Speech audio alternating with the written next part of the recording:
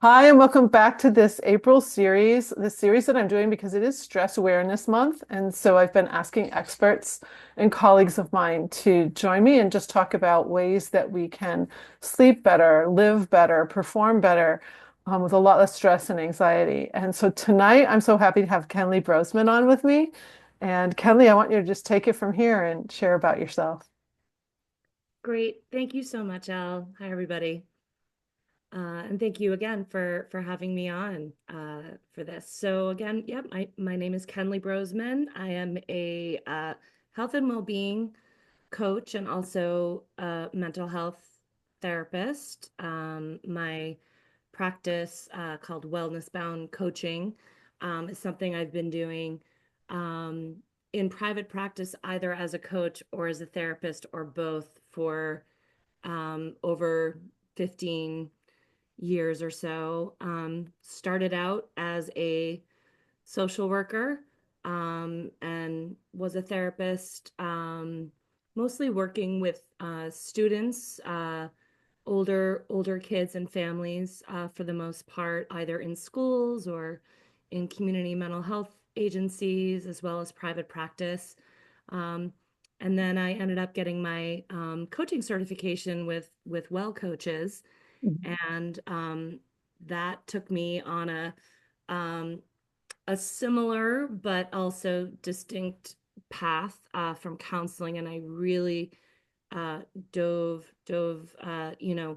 feet first, head first into coaching for the next 15 or so years, and really probably over the past year or so, I really been joining the two in my practice. I feel like I've been wearing these two hats for a while, but I'm kind of purposely joining the two in some ways. And Let's see. that's really interesting, Kenley. I had a client who unfortunately has passed away, but she was a psychologist in Boston who similarly did that.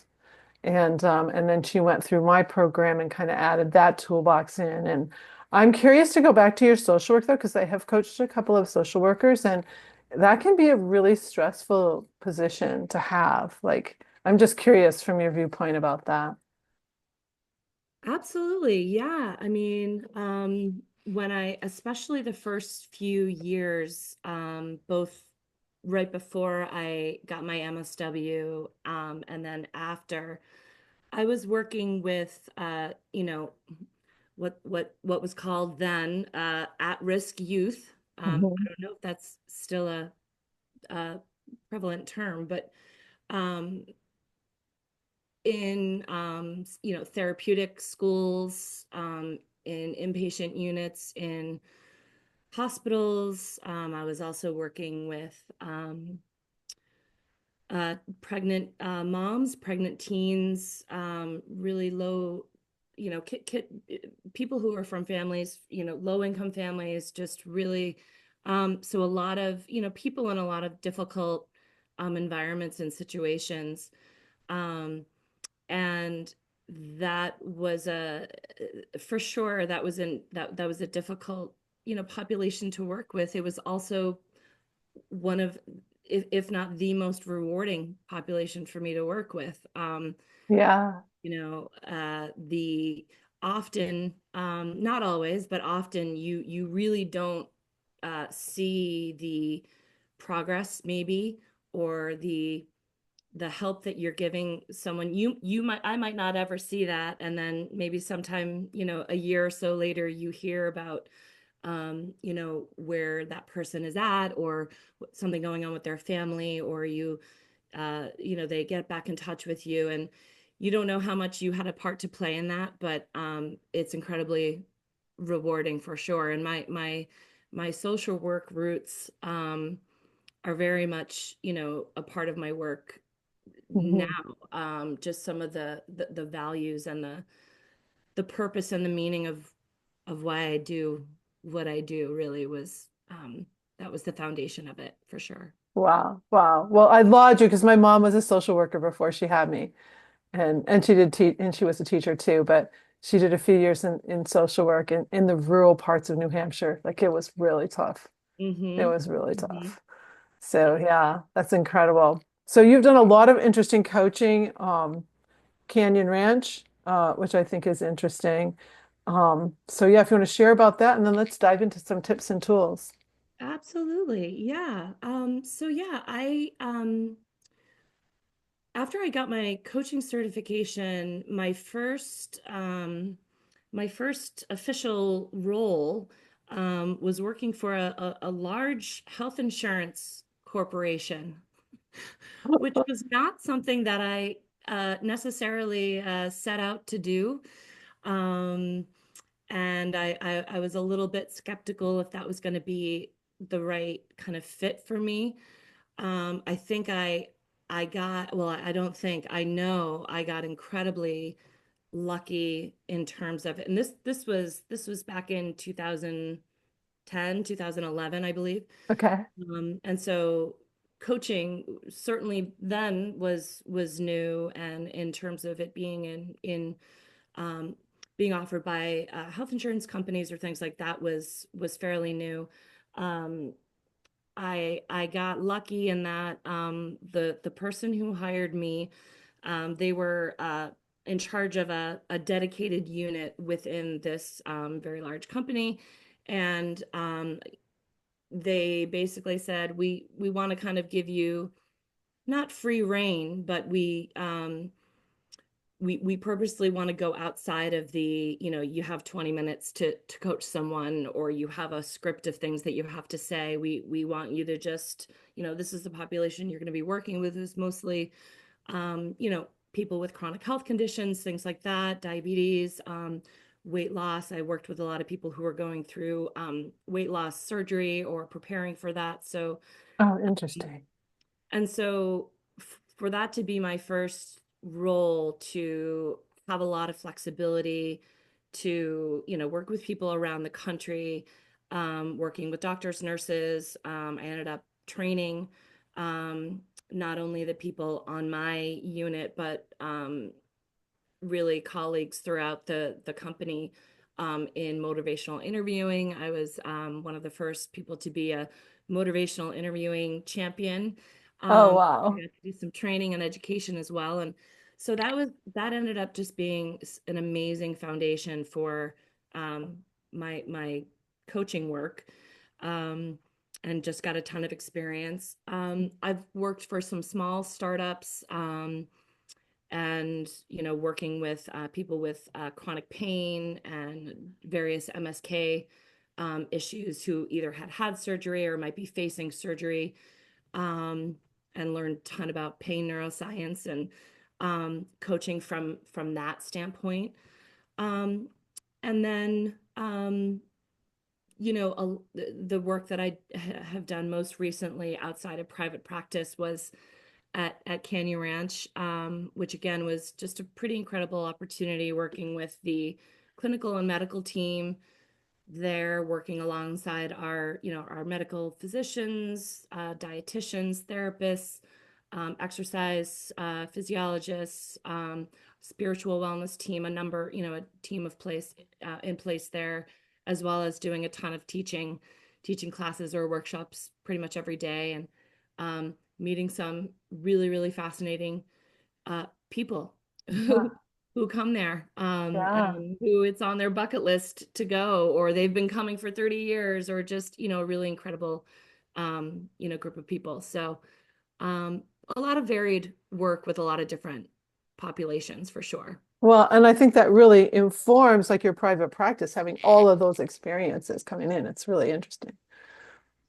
It is, and as I'm sure you and other coaches, or people in this field who've been doing it for a while know, even when you work with all of these different, the diversity of people that I've had to work with, I'm so grateful for, and people from so many different walks of life and backgrounds, um, you see so many commonalities Yeah, yeah, of the same goals, the same wants and desires, the same barriers and challenges. The context might be different, the impact might be different, But I think a lot of what goes on for us internally when we're talking about any kind of behavior change or trying to achieve balance or focus on longevity or just whatever it is, achieve our goals. We see a lot of the same things, which is kind of fascinating, but also challenging because we know, well, gee, this is something that a lot of people are dealing with. So thank goodness it's not just me, but why is this so hard for everybody? Mhm. Yeah, yeah. Why have we created such a society that is Right. just really, really messing with people's heads and bodies, really? Yeah, and of course the all of the noise and the literacy that we have to be able to know what, what what we should eat and what the right exercise is to do and all the things that it's so easy to stray away from some of the foundations of things and know what's a fad or Right, not right. anything. You can eat this month, but next month, no. It's like so crazy. Yeah. It's so interesting. Wow. So how about some tips and strategies? What would you like to share with us? Tips and strategies. Well, Um, I'm not sure if there's so much tips or strategies, but maybe where I want to start is um, you know, some of the foundations that I personally try to really focus on. But whenever I'm working with anyone new, really in any capacity, Mhm. um, what I always try to establish in some form, whether it's just, depending on the time I have, really trying to fit this into the conversation, or it might be something that a little bit more formal that I might ask someone to do beforehand, or, various assessments, things like that. But no matter what the context, I really want to understand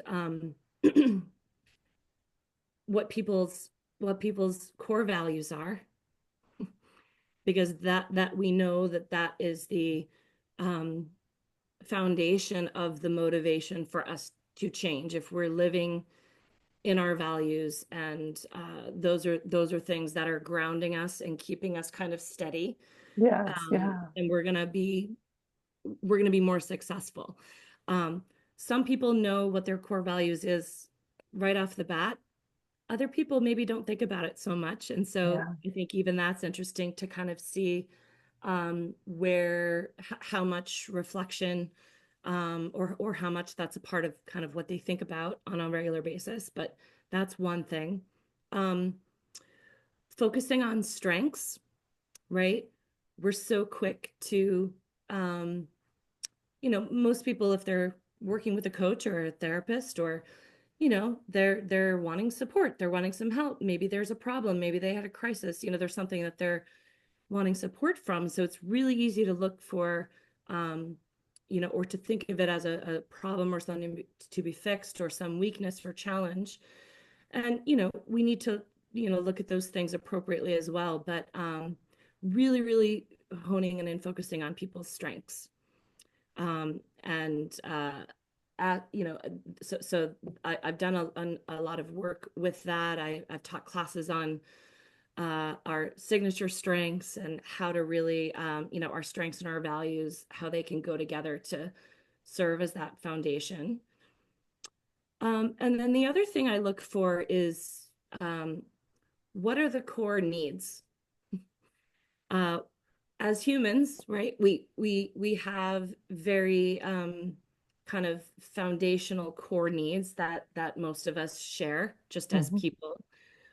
Those obviously can vary on for all kinds of reasons, but I look at what are the needs that are being met, or aren't being met, that are kind of underlying whatever issue that they're coming for support, or a place where they're stuck, or something that they're needing help with. That I kind of try to get a sense of that by either asking that directly, or just in conversation, kind of like reflecting some of those things, um and really not, and inviting people to to talk with me about that. To again, these are sometimes things that people don't necessarily think a lot about, Yeah, um, yeah, but are usually, when given the opportunity, um, we tend to be able to hone in really quickly. And I think people, just naturally understand that, um, when given the opportunity to reflect on those things and talk about it in conversations, say things out loud, um, those can be brought to the surface either in a really joyful way, right? Like what's the most important value for you, or how what are the things that make you happy or make you feel like you're thriving? Usually people can pick up on those pretty quickly. And then of course, or it can go the other way where even just asking the question, can hit a nerve, or you see someone get quiet or maybe get emotional or tear up, or, you know, oh um, yeah, yeah. and Hmm. so, that's usually an indication that, whether they want to or are ready to talk about that or not, that's less important than them recognizing that that's always there with them. It's right below the surface, and that's Yeah, something that we can also use to kind of drive where we're going. yeah. Okay, so I want to recap. So core values, core strengths, core needs. Yeah. Can you share values is really interesting. I once did a value determination with the coach John DeMartini, and it Hmm. it kind of blew my mind. I was like, what are the things that I teased out that I thought I had no idea that my greatest, highest core value of all is to have healthy, beautiful children. Like, Hmm. and that's why, like in high school and college, like I've never smoked a cigarette. Like I've never done pot. I never did. Cocaine was big at Michigan at the time. Like I didn't do any of that. I barely drank. I really never drank until after my last baby finished nursing at age 42. Right? It's like just so crazy, right? But I Yeah. looked at that and I thought, oh my gosh, my highest value was the reason behind it all. And it was taking this, taking a test, if you will, to like really get to the core values. So I'm Mhm. curious, Kenley, what are some of the core values that you see that are rather common for people? What do you see? Oh gosh, I mean, obviously they vary so much. I mean, I, Yeah. I think for most of us, health, your own health, the health of your children, the health of your family is most of us have either experienced a health issue or know someone very close to us who have or who has passed away, or, so that usually is a driver for many of us. I mean, I think the the thing that I've noticed is that how how sometimes, especially with I mean, our strengths are our values in action, right? Okay. Yeah, yeah. Values and strengths are, totally linked. Um, People are generally pretty good about identifying their values, um, but maybe don't make that link to their strengths, and find it hard to either know what their strengths are, identify them, or they feel, I don't know, a little shy about it, or, oh, does that mean I'm self-centered or I'm egotistical if I'm thinking about my strengths or I'm trying to elevate those? And I would, of course, not say that that's not self-centered at all. Um, Yeah. but that's an interesting thing. I have done a lot of work with the VIA strengths survey, the values and action strengths assessment. Okay. Um, it's a little bit broader. It's not so specific to the workplace. It's something that, anyone can take. It's free. There's a kids and youth version as well. Um, so that's kind of that's something that I've noticed, that people are for various reasons either hesitant or reticent or something to focus on strengths, and um it's so incredibly important, right? Hmm. Um, Hmm. so Yeah, yeah. It's we could go really deep on the whys behind that. oh yeah. It's Hmm. like so many little factors. Yeah. Um, The Well, and when you have someone that can do it, that tells you something about the person too, you know. yeah, I mean, I think the other thing is that, these are things we can cultivate, right? And Yeah. as you know, I think I've perhaps thought about this kind of thing more than maybe the average person just because of the work that I've done. But I would say, even in the past 5 years, when I've been really kind of teaching classes on this or focusing a little more on it in my coaching specifically, and identifying my own strengths and really cultivating those and really trying to shine a light on those in my work, in my personal life.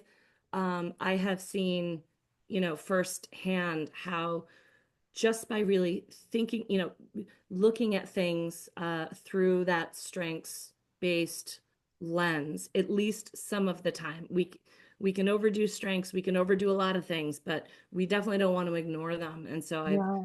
that's been very I think very encouraging, and it builds confidence and can just, show you a different side of yourself. Hmm. Yeah, Hmm. Yeah. Very cool. So core values, core strengths, core needs. core needs. Yeah. Mhm. Mhm. Yeah, the I'm not sure how many people might be familiar with the multiplicity of mind model, which was created by Margaret Moore.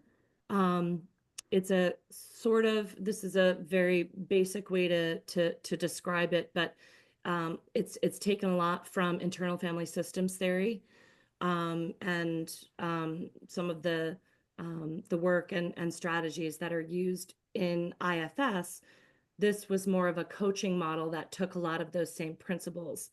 Um, and the multiplicity of mind is talks about the core needs and capacities that we all have. Mm, mhm. Um, and so, according to that, there's 9 of them. So there's autonomy, body regulator, our confidence, creative, our thinker, our more sort of intellectual, logical part of us, um, our adventurer, our relational need, our need to achieve, and our need to make meaning.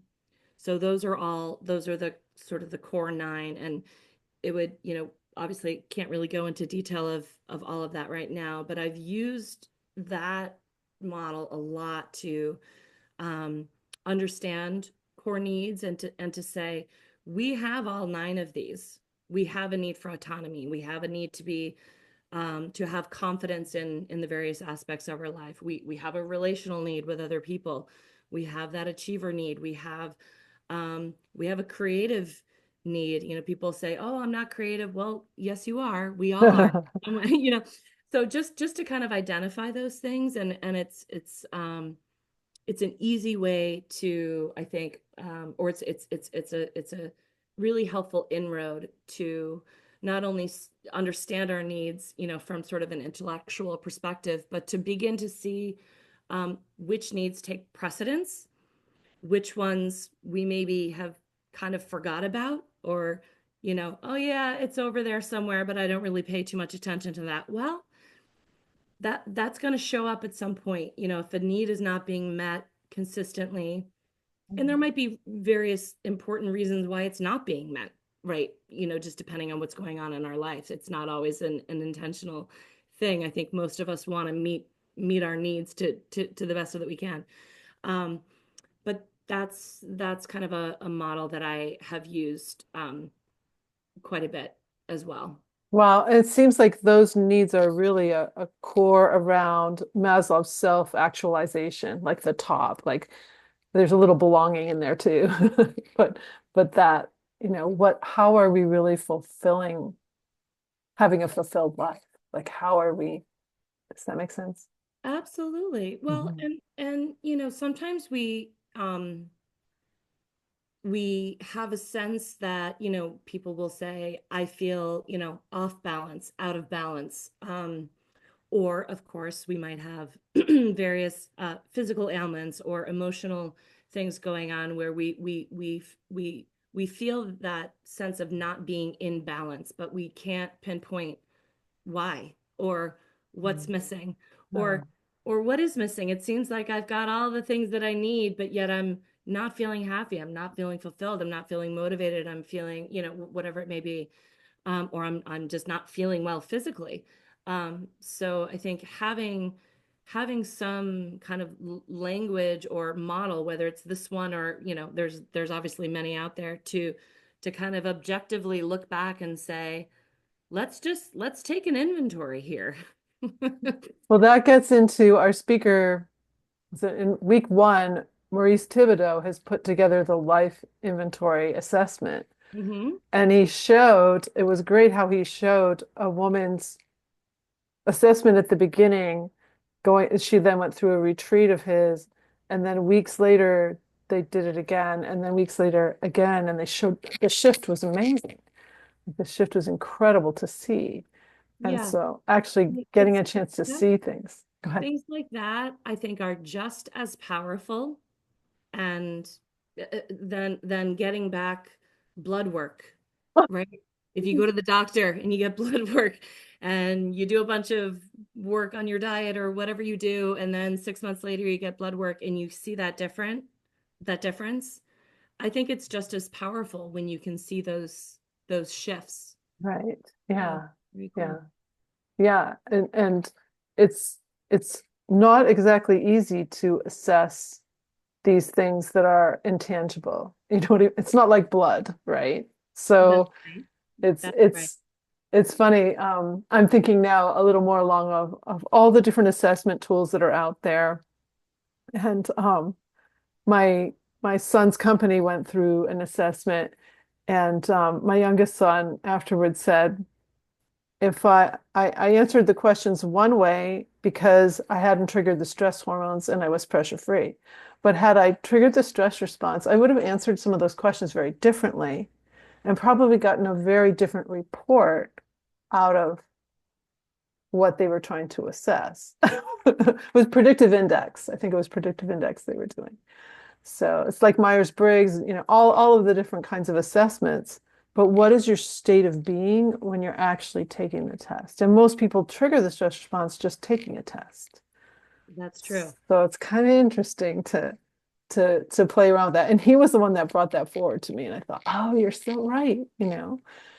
That's interesting. Yeah, I mean, I love a good assessment, which I know is not everybody does, but even so, certainly when I've taken them, or if I'm recommending someone to take one of them, um, I say you know yourself best. This is just an assessment. This is going to be a guide, right? Right, So right. you and I think most assessments will say something to this effect, before you take it.